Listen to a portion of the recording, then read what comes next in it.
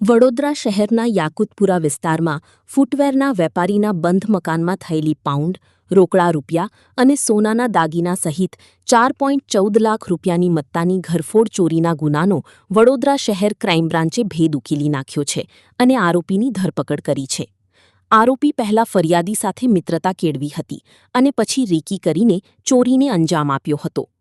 વડોદરા શહેરના યાકુતપુરા વિસ્તારમાં રહેતા અને રાવપુરા ખાતે લંડન શૂ નામની ફૂટવેર દુકાન ચલાવતા વસીમ અહેમદ મકસૂદ અહેમદ મલિક ઉવ 33 સિટી પોલીસ સ્ટેશનમાં નોંધાવેલી ફરિયાદ મુજબ તારીખ 24 એપ્રિલ 2026ના રોજ તેમની દાદીનું હાલોલ ખાતે અવસાન થતાં તેઓ પરિવાર સાથે બપોરે ત્યાં ગયા હતા.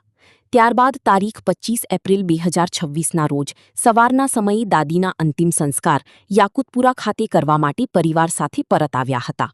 વિધિ પૂર્ણ કર્યા બાદ તેઓએ બપોરે આશરે 12:30 વાગે મકાનને તાળું મારી સામેવાળા અમીન સાહિબની ચાવી સોંપી ફરી હાલોલ જવા નીકળી ગયા હતા.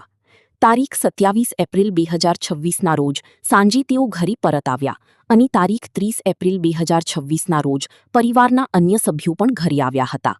આ દરમિયાન તેમની માતા અને બહેન દ્વારા તિજોરીની ચાવી શોધવા છતાં ન મળતા રાત્રે આશરે 10 વાગે કારીગર બોલાવી તિજોરીનું લોક તોડવામાં આવ્યું હતું. તપાસ દરમિયાન તિજોરીમાં રાખેલા સોનાના દાગીના, રોકડ રકમ તથા વિદેશી ચલણ ચોરી થયા હોવાનું બહાર આવ્યું હતું.